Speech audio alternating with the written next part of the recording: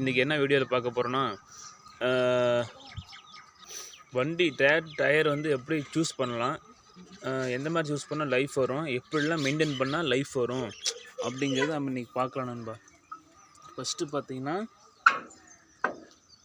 Tyre பொறுத்த வரைக்கும் பார்த்தீங்கன்னா ரீபெல்ட் போட நண்பா. ரீபெல்ட் போடுறவங்கன்னு பார்த்தீங்கன்னா ஓன் யூஸ் வந்து ஓட்டிக்கிட்டு வருஷத்துக்கு ஒரு 1000 மணி நேரம் 500 மணி நேரம் ஓட்டுறாங்க பார்த்தீங்களா, அவங்களது வந்து ரீபெல்ட் போட்டுக்கலாம். ஓன் யூஸ் சொந்தமாக ஓட்டுறவங்களுக்கு.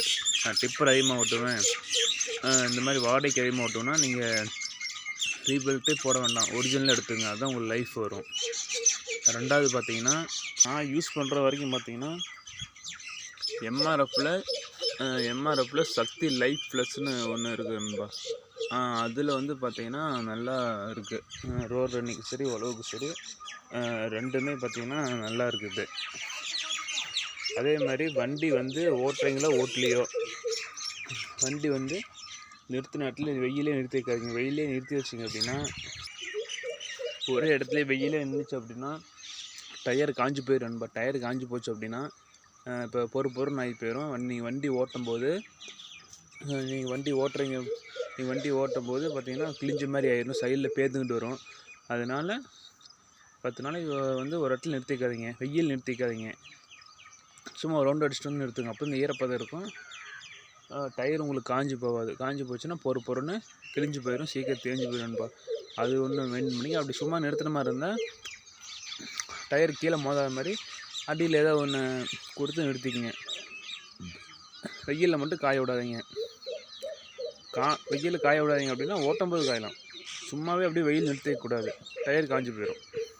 அதே மாதிரி பார்த்தீங்கன்னா டயர் வந்து உங்களுக்கு எனக்கு தெரிஞ்சு 18 பாயிண்ட்டு வச்சா பர்ஃபார்மன்ஸ் நல்லாயிருக்கும்.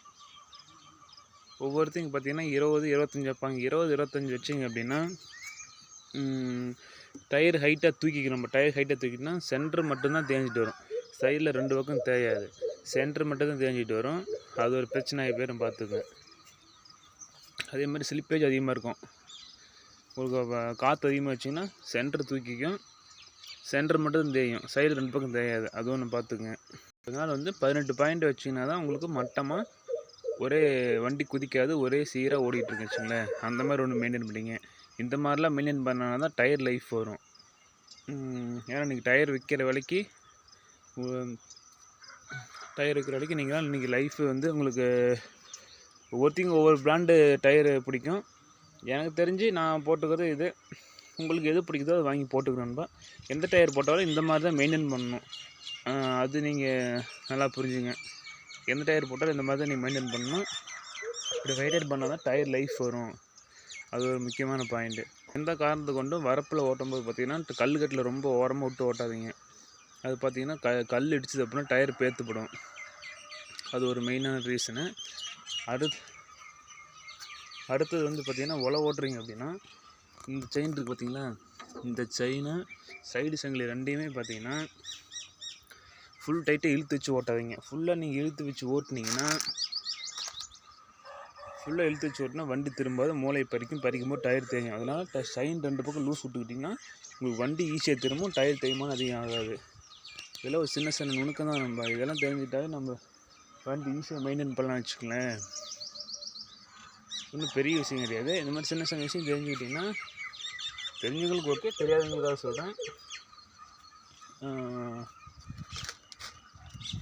ஈஸியாக மெயின்டைன் பண்ணலாம் வச்சுங்களேன். அடுத்தது பார்த்தீங்கன்னா இப்போ ஒரு சிலர் பார்த்தீங்கன்னா டயர் கங்கு தேயுது அப்படிம்பாங்க. கங்கு தேஞ்சு போச்சுன்னா டயர் கங்கு திருப்பி போட்டு ஓட்டுங்க. ஒரே கங்கில் ஓட்டினீங்கன்னா அப்படின்னா ஒன் சைடாக தேஞ்சு போயிடும். அதுவும் பார்த்துக்குங்க. இதெல்லாம் மெயின்டைன் பண்ணணும்.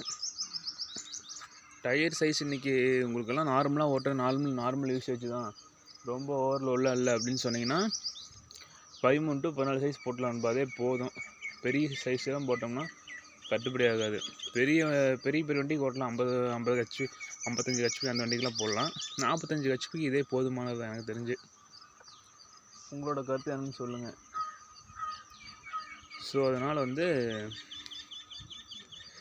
டயரில் இந்த மாதிரி மெயின்டைன் பண்ணிங்க, அப்போ தான் உங்களுக்கு லைஃப் வரும்.